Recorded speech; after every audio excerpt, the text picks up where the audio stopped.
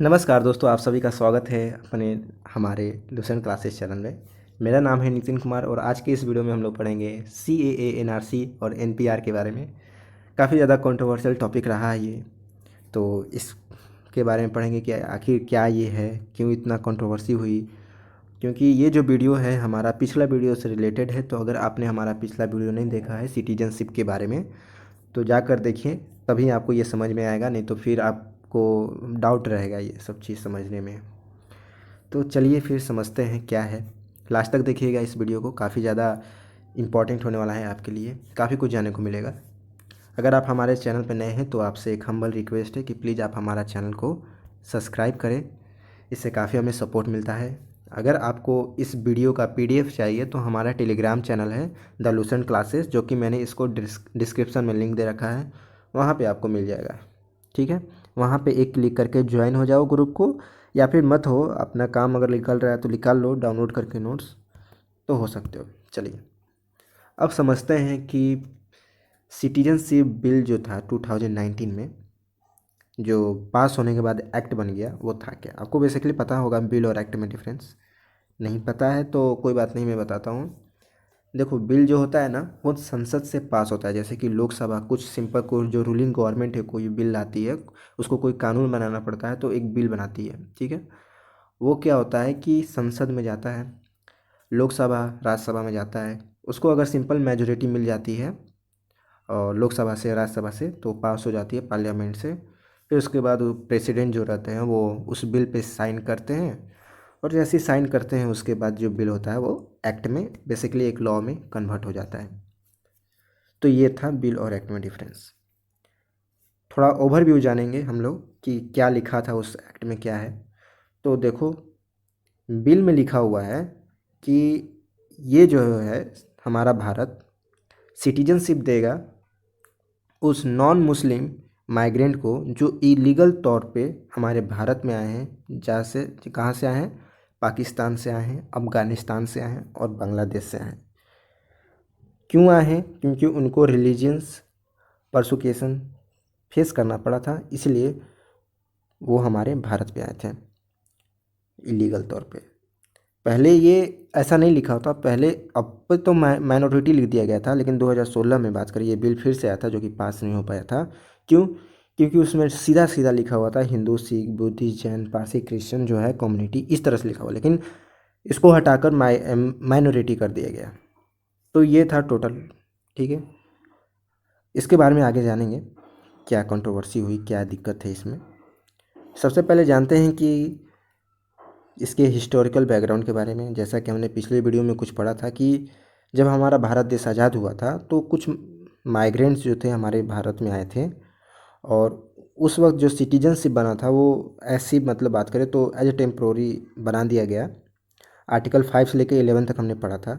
फिर बाद में जो थी पार्लियामेंट, वो एक अच्छा सा सिटीजनशिप एक्ट बनाई 1955 में, और इसमें कहा गया कि जो भारत जो है उन लोगों को नागरिकता देगा ये 5 मेथड पे। और वो 5 मेथड क्या है कि बाय बर्थ देगा, ठीक है, बाय डिसेंट देगा, डिसेंट का मतलब कि वंश के आधार पर देगा, थ्रू रजिस्ट्रेशन देगा, नेचुरलाइजेशन देगा, और in cooperative of territories into the India, मतलब जो टेरिटरीज हमारे भारत में एक्वायर की हुई है, भारत ने एक्वायर की हुई है, जैसे कि सिक्किम हो, सिक्किम नहीं, जैसे कि गोवा हो गया, ठीक है, या दमन दीव हो गया, या फिर बात करें जो टेरिटरीज हमारे भारत में मिली है, हमारे देश में आकर हमारे देश का हिस्सा बन गई है, जैसे सिक्किम, तो उनके जो नागरिक होंगे, वहाँ के नागरिक, वो हमारे भारत के नागरिक होंगे। ये था मोटा मोटी 5 तरीके से मेथड दिया गया था कि होगा।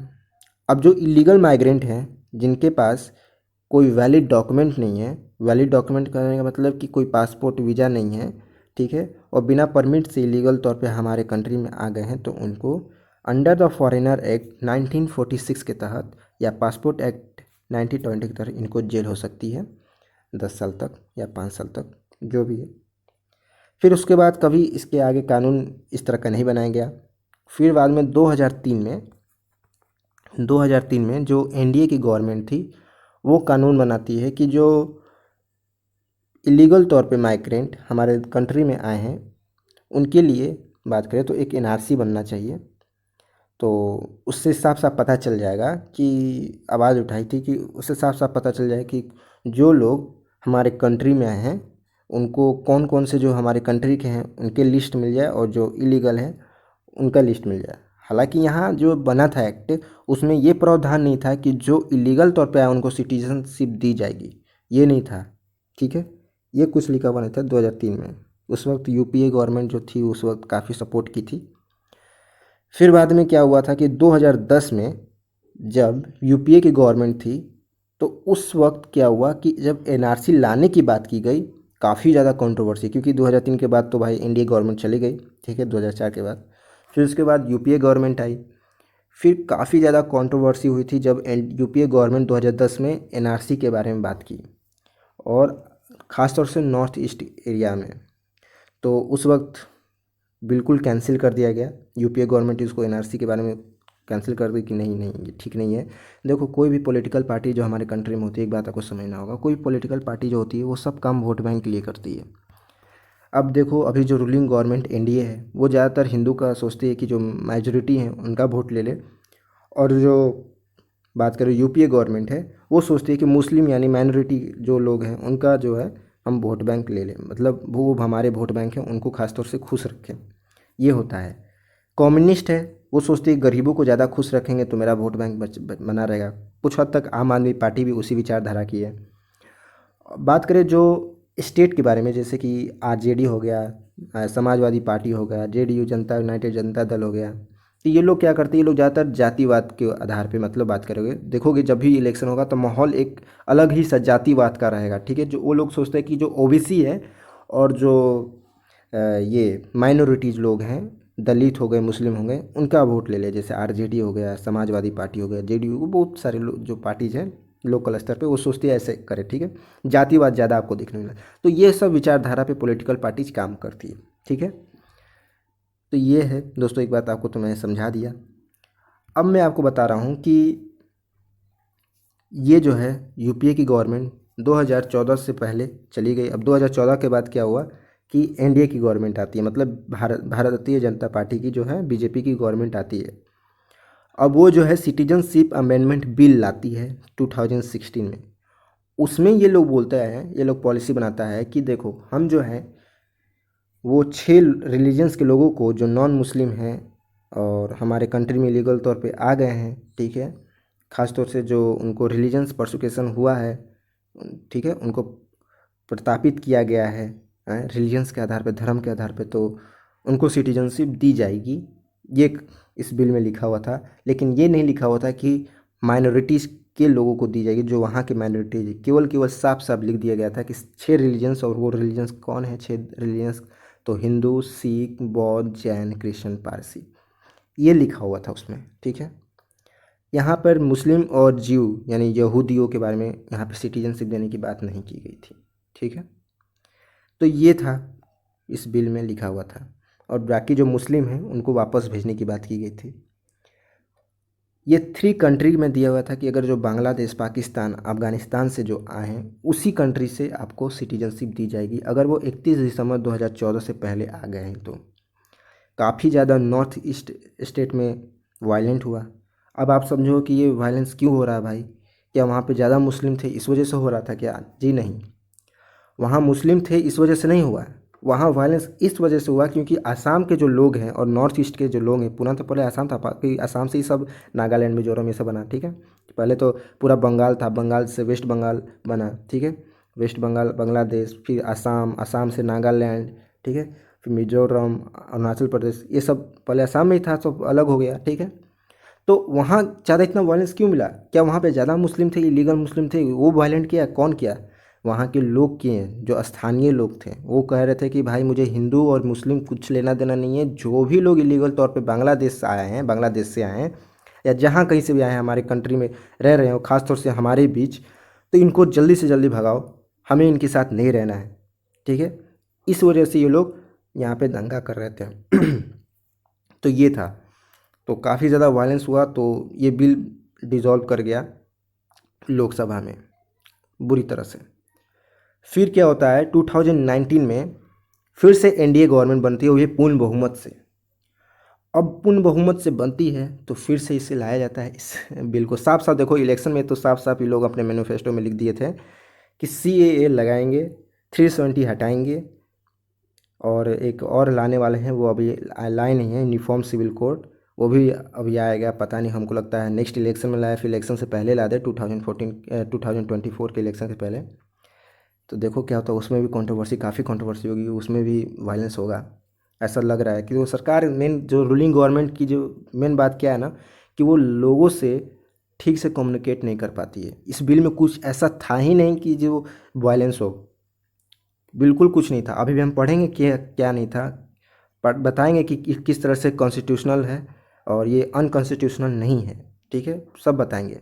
तो अब ये बिल जब लाई तो उसमें कुछ सुधार की, ठीक है, एनडीए गवर्नमेंट सुधार की। और वो क्या क्या सुधार की, उन्होंने बताया कि देखो, हम जो है पहली बार सिटीजनशिप एक्ट 1955 के बाद पहली बार हम लोग एक ग्रांट सिटीजनशिप ला रहे हैं on the basis of religions to non Muslim community who come from the Afghanistan, Bangladesh and Pakistan before 13 December 2014, ठीक है।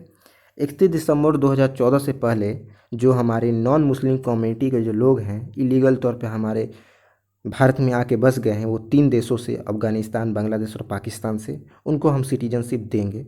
यहाँ पे ली मतलब यहाँ पे बस इस ये लिखा हुआ है। और अलग से लिखा हुआ था कि वो नॉन मुस्लिम कम्युनिटी कौन होंगे, तो वो हिंदू होंगे, सिख होंगे, बुद्धिस्ट होंगे, जैन होंगे, पारसी होंगे, क्रिश्चियन होंगे। ये साफ साफ उन्होंने चेंज किया। और इन सब के लिए माइनॉरिटी वर्ड का यूज करके, और ये बच गए, जो एनडीए थी बच गई, क्योंकि माइनॉरिटी हो गए उस कंट्री के, जो अफगानिस्तान, बांग्लादेश, पाकिस्तान के जो माइनॉरिटी, अब इसमें जीव भी आ गए, मतलब यहूदी भी आ गए। तो यहूदी भी आ गए, लेकिन जो नॉन मुस्लिम कम्युनिटी अलग से ये डिफ़ाइन करते हैं कि भाई वो हिंदू, सिख, जैन, बुद्धिस्ट, पारसी, ये लोग होंगे। लेकिन बात करें, और भी काफ़ी ज़्यादा चेंजेज की गई, जिससे नॉर्थ ईस्ट के जो लोग हैं उनको काफ़ी दिक्कत ना हो, तो उनके लिए बोला गया। लेकिन एक्सेप्शन दी गई कि ये जो बिल है उन लोगों पे नहीं होगा, मतलब वो लोग जो रह रहे हैं इलीगल तौर पे, ख़ास तौर से जहाँ पे इनर लाइन परमिट है और जो 6 शेड्यूल हमारे कॉन्स्टिट्यूशन के अंदर वो एरिया आता है, अगर वहाँ पे रह रहे हैं इलीगल माइग्रेंट तो उनको वहाँ से जाना पड़ेगा, ठीक है, उन जगहों को छोड़ के। अब बात करें इलीगल, सॉरी, ये 6 शेड्यूल क्या है, ठीक है। 6 शेड्यूल के बारे में पढ़ते हैं दोस्तों। देखो यहाँ पर आपको मैप है, मैं आपको बता रहा हूँ 6 शेड्यूल का एरिया क्या है। ये वैसा एरिया है जैसे असम में आपको 30% है, जो कि आपको एटोनॉमस डिस्ट्रिक्ट काउंसिल के अंडर आता है। तो यहाँ पे 30% में आप बात करें तो यहाँ पे जो भी CAA का जो कानून है यहाँ नहीं लगेगा, ठीक है। अब यहाँ जो भी रह रहे हैं, असम में 30% ऐसा एरिया है, तो वो अपना चले जाएं, अपना बोरिया बस्ता उठा के, चाहे वो कोई भी हिंदू हो, मुस्लिम हो, कैसे भी हो, अपना चले जाए। त्रिपुरा में जो 70% है, बात करें त्रिपुरा में 70% ऐसा एरिया है जहाँ पे 6 शेड्यूल के अंदर आता है। और वहाँ भी बोला गया कि अगर आप इसके एरिया के अंदर हैं तो आप अपना बोरिया बस्ता उठाओ, और यहाँ भी कानून वो नहीं लागू होगा, CAA लागू नहीं होगा। तो यहाँ के लोग भी खुश हो गए। मिजोरम में भी कुछ 3% ऐसे थे जहाँ पे ये कानून लागू नहीं होगा, तो वो लोग भी ठीक हो गए। मेघालय में भी नहीं होगा। तो ये सब हो गया क्योंकि देखो यहाँ पे जो अभी रूलिंग गवर्नमेंट अभी चल रही है उन्हीं की सरकार है, ठीक है। तो ये उनको खुश करने के लिए, हालांकि जो भाजपा थी, बीजेपी, वो जानती थी पूरी तरीके से कि किस तरह से इन लोगों को खुश किया जा सकता है। और अब ये भी बोला गया कि जो इनर लाइन परमिट के अंडर जो एरिया आता है, अरुणाचल प्रदेश जैसे कि, यहाँ पे ये कानून लागू नहीं होगा। अब ये लोगों को भाई क्या लेना देना, CA हो या NRC हो, घंटा कुछ फ़र्क नहीं पड़ता है, क्योंकि बिल्कुल ये इनको लिए है ही नहीं, ठीक है। अब यहाँ जो इलीगल तौर पर रह रहे हैं भाई, अपना बोरिया बस्ता उठाएंगे, अपना जाएंगे, ठीक है। तो ये लोग भी शांत हो गए। यहाँ पे नागालैंड में भी बात करें तो जो होंगे यहाँ पर क्या कहते हैं उसको, इलीगल तौर पे माइग्रेंट, वो भी अपना जाएंगे। केवल और केवल वैसे जगह, कौन जगह छोड़ के, एक्सेप्ट दीमापुर एक जगह है नागालैंड में, उस जगह को छोड़कर। फिर थर्ड बात करें कि आपका मिजोरम में, मेघालय में शिलोंग को छोड़कर, शिलोंग जो राजधानी मेघालय का, उसको छोड़कर बाकी सब देश यहाँ पे लागू नहीं होगा, यहाँ पे सॉरी राज्य में लागू नहीं होगा, शिलोंग को छोड़ के, जो कैपिटल है मिजोरम की, मेघालय की। तो ये था। अब बचा असम। असम काफ़ी ज़्यादा वायलेट किया, ठीक है। असम के कुछ रीजन में जो लोग हैं, बाकी वो लोग वायलेंस किए। अब बात करते हैं कैसे, आइए समझते हैं इसको। असम में जो वायलेंट हुआ दोस्तों, वह क्यों हुआ, इसको समझने के लिए हम लोग एनआरसी में जाएंगे तब वहाँ समझेंगे। अभी फ़िलहाल ये समझते हैं कि और क्या क्या चेंजेस की गई। तो देखो, नेचुरलाइजेशन का जो प्रोसेस था उसमें चेंजेस किया गया। पहले जो था कि 10 साल प्लस 1 साल और यानी 11 साल में सिटीजनशिप दी जाती थी नेचुरलाइजेशन के तौर पे। अब उसको घटाकर 5 प्लस 1 साल और यानी 6 साल के अंदर ये 6 रिलीजन से जो लोग हैं, ये 6 रिलीजन से बिलोंग करते हैं। अब वो 6 रिलीजन्स कौन है, जो हिंदू मुस्लिम सॉरी हिंदू सिख और ईसाई हो गए, बौद्ध हो गए, जैन हो गए, तो ये सब बात करें तो पारसी हो गए, ये सब को मिलाकर ये बात की कि इनको मिल जाएगी ये नेचुरलाइजेशन के प्रोसेस से सिटीजनशिप। ठीक है, ये भी ऐड किया गया कि जिनके ऊपर जो ओवरसीज सिटीजन हैं, जैसे कि जो बिजनेसमैन हैं जो बाहर रहते हैं, ठीक है, ओवरसीज सिटीजन के पहले हम लोग बात कर चुके हैं पिछले वीडियो में, ये कौन होते हैं, क्या क्या इसका है, तो ये सब बात कर चुके हैं। तो इनको भी बोला गया कि अगर इनके ऊपर कोई ऐसा केस चलता है, ठीक है, जो कि ये केस चल रहा है सिटीजन को लेकर या क्रिमिनल रिकॉर्ड रहा गया है इनके ऊपर है, तो इनको सिटीजनशिप नहीं दी जाएगी। तो ये सब रहा गया बात है दोस्तों। तो ये था। बाद में बात करें कि आर्गुमेंट क्यों है इस बिल को लेके, क्यों इतनी ज़्यादा बहस है। तो जो बात करें विपक्षी दल हैं, उनको मानना है कि ये एक मुस्लिम कम्युनिटी के जो लोग हैं उनको टारगेट करता है, वायलेट करता है आर्टिकल 14 को, ठीक है, जो कि हमारे कॉन्स्टिट्यूशनल में बोलता है कि वो ग्रांट देता है कि ये सबको इक्वल राइट देता है, प्लस ये सेकुलरिज्म के खिलाफ है। ठीक है, ये कहा गया। सुप्रीम कोर्ट बोला कि इसमें आर्टिकल 14 को किसी तरह वायलेट नहीं करता है, ऐसा सुप्रीम कोर्ट का कहना था, और ना ही ये सेकुलरिज्म को यहाँ पे उल्लंघन करता है, क्योंकि यहाँ पे सीधी सीधी माइनॉरिटी। देखो, हम लोग का जो सेकुलरिज्म है वो एक पॉजिटिव सेकुलरिज्म है, ठीक है, हम सब जानते हैं, क्योंकि हम लोग का फ्रांस की तरह एक नेगेटिव सेकुलरिज्म नहीं है, हम लोग का पॉजिटिव सेकुलरिज्म है। जब हमारे देश में माइनॉरिटीज़ पे जो अत्याचार होते हैं, तो जो बाकी जो कंट्री के जो बात करें मुसलमान के ऊपर होते हैं, तो किस तरह से बात करें तो पूरे 26 जो इस्लाम कंट्री में वायलेट हो जाता है, या फिर जगह जगह से क्रिटिसाइज भारत को मिलते हैं, तो उनको राइट्स दिया जाता है कि नहीं। हालांकि होता नहीं है, लेकिन दिया जाता है कि नहीं राइट्स मुस्लिम के लिए, या फिर जो भी माइनॉरिटी पीपल हैं हमारे कंट्री में, उनको आर्टिकल 30 और 29 के तहत इनको स्पेशल स्टेटस दी जाती है, इनको स्पेशल राइट्स है। ठीक है, हमसे ज़्यादा कुछ स्पेशल स्टेटस इनको राइट्स दी जाती है जो कि इनके लिए स्पेशल है। तो क्या जो दूसरे कंट्री में हमारे जो कल्चर से बिलोंग करते हैं माइनॉरिटीज़ लोग रहते हैं, उन पे जो अत्याचार हो रहे हैं, तो क्या हम लोग उनको शरण नहीं दे सकते हैं। आप खुद सोचो दोस्तों इस तरह से कि जब हमारे माइनॉरिटी स्पेशली जो इब्राहिम रिलीजन्स के लोग होते हैं, अगर इन पे अत्याचार अगर हमारे देश में हो, तो आप समझ सकते हो क्या बाहर विदेशों में किस तरह का माहौल रहेगा। भारत को यूएन में बहुत ज़्यादा क्रिटिसाइज किया जाएगा, भारत को बहुत ज़्यादा बोला जाएगा कि आपने ये किया। अब देख लो, सीएए को लेकर काफ़ी ज़्यादा अभी भी क्रिटिसाइज की जाती है कि ये जो है बहुत फैसिस्ट है सरकार, और ये बिल इसको कैंसिल करना चाहिए, ये मुस्लिम को टारगेट कर रही है, ये वो दिस डैट, ये सब बोला जाता है, सब लोग एकजुट हो जाता है। लेकिन वहीं जब बात हमारे रिलीजन्स हमारे कल्चर के लोगों को जब दूसरे कंट्री में जब उनको मारा जाता है, प्रताड़ित किया जाता है, तो उस वक्त किसी कोई साथ नहीं देता। यहाँ तक कि यूएन में भी ये मुद्दा जो रहता है बहुत शांत रहता है, एकदम साइलेंट रहता है। तो ये ठीक नहीं ना है दोस्तों, आखिर ये तो एक तरफा बात हो गया। तो यही बोला जाता है कि ये ऐसा नहीं है, भारत हमारा पॉजिटिव सेकुलरिज्म है।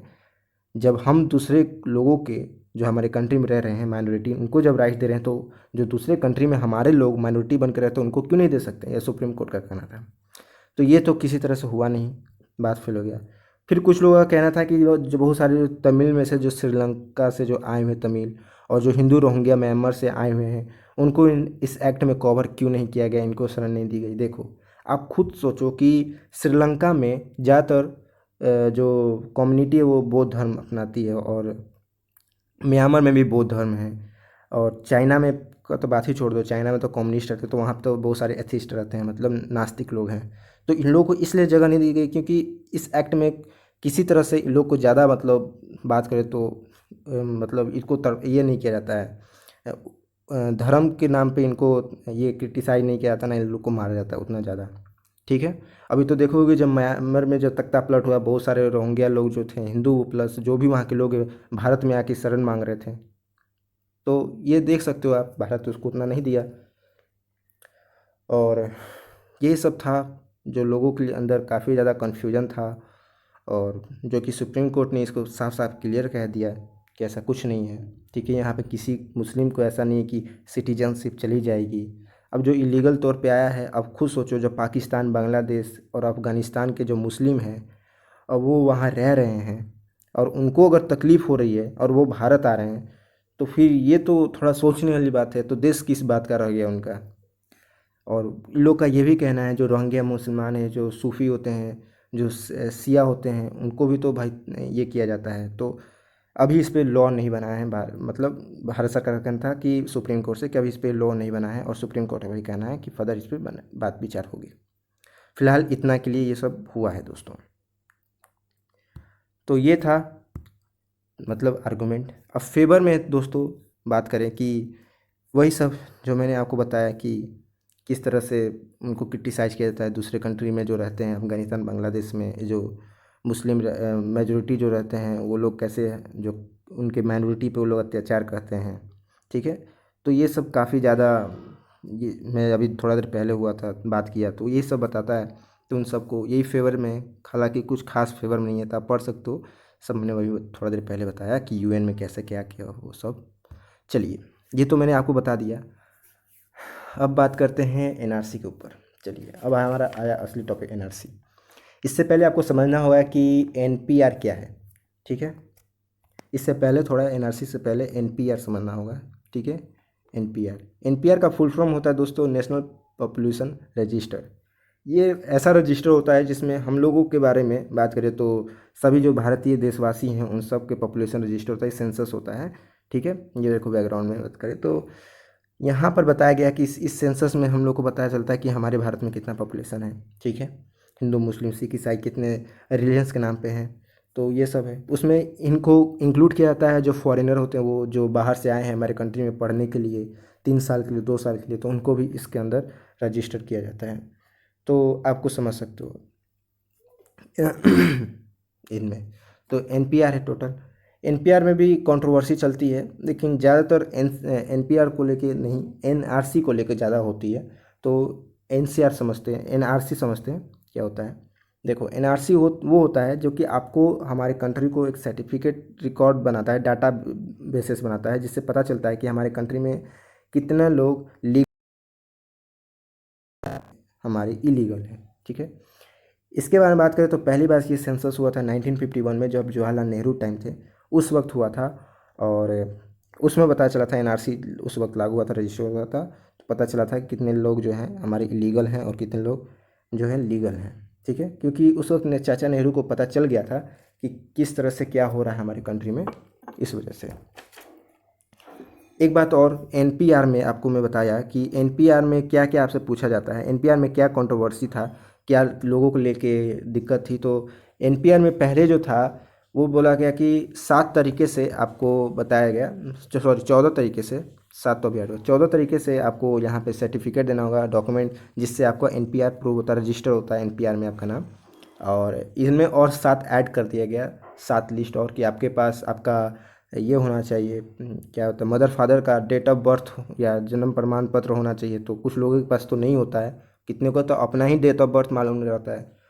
तो ये था कंट्रोवर्सी कि भाई ये क्या, तो मुझे थोड़ी पता है अब मेरे माता पिता कहाँ जन्मे, उनका जन्मदिन कब है, क्या मैं, हमको तो खुद अपना नहीं पता है। ऐसा कुछ कंट्रोवर्सी था कुछ लोगों में लेके। कुछ में था कि आपको आधार कार्ड देना पड़ेगा, पैन कार्ड देना पड़ेगा, और सो पैन कार्ड को पासपोर्ट नंबर देना पड़ेगा। अगर मान के चलिए, एक्सेप्शनल था कि आप ऑप्शन रखा गया कि आपको इनमें से कुछ है, 7 जो डॉक्यूमेंट है, ठीक है, जिसमें पासपोर्ट नंबर है, ड्राइविंग लाइसेंस है, वोटर कार्ड है, मोबाइल नंबर है, अगर आधार कार्ड दे रहे हो मोबाइल नंबर है, तो ये सब दे दो, इन पर रजिस्टर हो जाएगी। तो ये सब थोड़ा कंट्रोवर्सी था बस। एनआरसी का भी मैं बता रहा था। ठीक है, इधर उधर से मैं बता रहा हूँ तो थोड़ा क्या करोगे, बीच बीच में याद आ जा रहा है। ठीक है, लेक्चर देता हूँ तो बीच बीच में याद आता है। हाँ, तो मैं एनआरसी के ऊपर बात कर रहा था कि एनआरसी में पहली बार सेंसस 1951 में हुआ था, चाचा नेहरू के द्वारा, जवाहरलाल नेहरू के द्वारा। उसमें बताया गया था कि कितने हमारे इलीगल माइग्रेंट थे जो आए थे। एनआरसी स्पेशल बात करें तो कंट्रोवर्सी आसाम में हुआ, क्योंकि बाकी नॉर्थ ईस्ट में तो बात करें तो यहाँ जो बीजेपी थी वो काफ़ी अच्छा दिमाग लगाकर रूलिंग गवर्नमेंट और बच गई, बाकी स्टेट्स को बचा दी। ठीक है, जैसे कि मणिपुर को बता दी। उस वक्त मणिपुर जो था ना ही 6 शेड्यूल में आता था और ना ही इनर लाइन परमिट था, तो मणिपुर को इनर लाइन परमिट दे के वहाँ भी ये जो बिल था लागू होने से बचा ली और वहाँ पे उसके रूलिंग गवर्नमेंट है। तो हुआ था ये पहली बार 1951 में। 2010 में हुआ मनमोहन सिंह के टाइम, वो भी उस टाइम करने की कोशिश की गई, लेकिन इतना ज़्यादा कंट्रोवर्सी हो गया कि मनमोहन सिंह को लगा कि भाई उनका वोट बैंक जो यानी मुस्लिम है वो काफ़ी उनसे नाराज़ हो जाएंगे, तो गिर जाएगा वोट बैंक, तो नहीं कुछ मतलब काफ़ी दूर रहते हैं। देखोगे कि जो यूपीए गवर्नमेंट है ना, इस सब मुद्दों से काफ़ी ज़्यादा दूर रहता है। जब देखता है कि ये डायरेक्ट अटैक हो जाएगा उनके वोट बैंक का, काफ़ी ज़्यादा दूर रहता है। और यही जो एनडीए गवर्नमेंट ये अपने मेजोरिटी को खुश करने के लिए इस टाइप से ये लॉ वगैरह लाते हैं ताकि वो खुश हो जाए। तो 2013 में सुप्रीम कोर्ट ने बोला कि जो चीफ जस्टिस थे उस वक्त राजन जोगी, ठीक है, राजन राजन जोगी शायद थे, हाँ, तो वो उस वक्त बोले कि नहीं ये एनआरसी होना चाहिए। तो 2013 से लेकर 2019 में एनआरसी लिस्ट जारी किया गया और उस वक्त पता चला कि 19 लाख के करीब जो थे लोग जो थे इलीगल माइग्रेंट हमारे कंट्री में आए हैं। ठीक है, 19 लाख के करीब यानी 19 लाख के करीब आए हैं। तो ये था। आपको मैंने असम एक्रोड के बारे में बताया था। ठीक है, असम एक्रोड में जब 1971 में जब इंडिया बांग्लादेश में ये पाकिस्तान से जब अलग हुआ था, उस टाइम जब पाकिस्तान के साथ हमारा वार चल रहा था, तो उस वक्त भी हमारे जो थे इलीगल माइग्रेंट आए थे। उस वक्त भी बात करते इंट्रोड्यूस किया गया था एनआरसी को असम में, और उसमें कहा गया था, अमेंडमेंट की गई सिटीजनशिप में, कि जो लोग 1 जनवरी 1966 के बाद और 24 मार्च 1971 से 1971 के पहले हमारे कंट्री में आए हैं उनको सिटीजनशिप दे जाएगी, और उसके बाद अब जो आएगा उनको वापस जाना होगा। ठीक है, ये राजीव गांधी की सरकार थी उस वक्त, तो बोला गया। तो उस वक्त काफ़ी ज़्यादा जो असम में क्राउड हुआ था 1985 में कंट्रोल में रहा, लेकिन उसके बाद भी बहुत तरह से इलीगल माइग्रेंट होते थे दोस्तों। तो 2010 में जो थी यूपीए गवर्नमेंट करने की कोशिश की, जैसा कि मैंने आपको बताया, फिर उसको नहीं हो पाया। फिर 2013 में सुप्रीम कोर्ट ने बोला तो लिस्ट जारी हुआ 2013 से 19 में, पता चला 19 लाख है। तो ये 19 लाख में से बोला गया कि इसमें से कितने हिंदू और कितने मुसलमान हैं।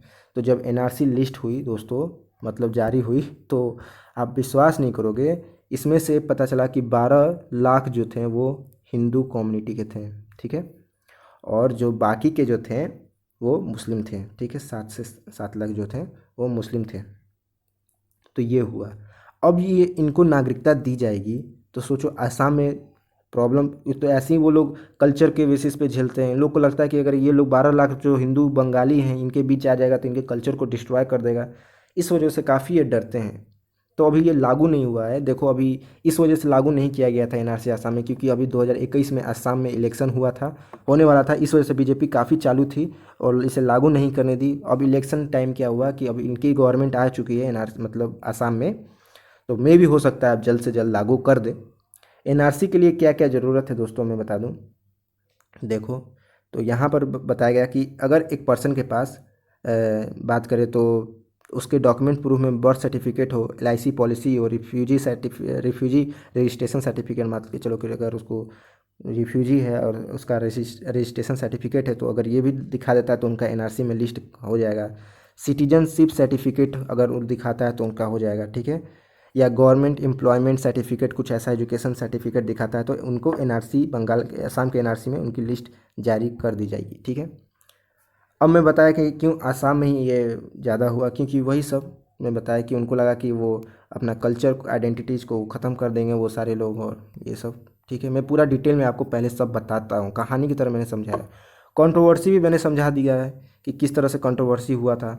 हाँ, कंट्रोवर्सी देखो, मैं सॉरी कंट्रोवर्सी तो समझा ही नहीं यार। कंट्रोवर्सी हुआ है कि देखो, ये जब 31 अगस्त 2019 में जब लिस्ट जारी हुआ था, तो उस वक्त क्या हुआ कि एनआरसी में ये जो एमएलए हैं, एमएलए असम के, ये जो थे ये पॉलिटिकल पार्टी हैं, all India United democratic front, इनके जो मंत्री थे इनका भी नाम एनआरसी से बाहर कर दिया गया। और साथ ही साथ जो हिंदू बंगाली हैं उनको एनआरसी में रखा गया फाइनल लिस्ट में, और जो इलीगल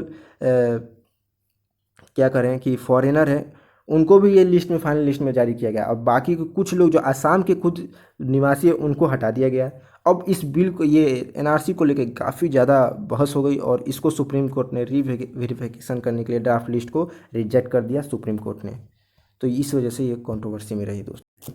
तो दोस्तों ये था हमारा एनआरसी और सीएए जो आपको मैंने समझाया। एक अफवाह और भी उड़ाई गई थी उस टाइम में, हमको पता है। बोला गया था कि कुछ एनआरसी बनाने में जब 12,000 करोड़ रुपया खर्चा हुआ असम का एनआरसी बनाने में, तो अगर पूरी इंडिया का बनाया जाए तो कितना होगा। तो ये कुछ अफवाह था कि देखो ऐसा बात नहीं है कि असम के लिए तो बनाने में इतना खर्चा हुआ, लेकिन पूरे इंडिया का बात ही अलग है। ठीक है। कुछ ये भी हुआ है, आपको अफवाह उड़ा कि देखो अभी बहुत सारे जो दिल्ली में हुआ था राइट्स हो गए थे, दंगे हो गए थे, तो उनको लगा, वो भड़काया गया कि उनकी सिटीजनशिप चली जाएगी, तो वगैरह वगैरह। पता नहीं जेएनयू में वो लोग पता नहीं कहाँ से आ गया। देखा होगा आपने बहुत ज़्यादा इस पर, अभी भी यूट्यूब पे बहुत सारा वीडियो आपने देखा होगा। आईटी सेल बहुत भड़काते हैं। ठीक है। एक तरफा बात करते हैं, चाहे वो राइट विंग्स के मीडिया हो आईटी सेल के हों या लेफ्ट विंग के आईटी सेल के हों। काफ़ी ज़्यादा मैं भी देखता हूँ, आते रहते हैं। तो इन सब से देखने से अच्छा आप यूट्यूब पे अच्छे अच्छे कंटेंट जो राज्यसभा टीवी का हो गया है या स्टडी आईक्यू, वर्ल्ड अफेयर, इस टाइप का वीडियो लोग आप लोग देखोगे तो ज़्यादा बेटर होगा। वो लोग सही चीज़ बताता है, सेंटर में रह के, ना लेफ्ट ना राइट।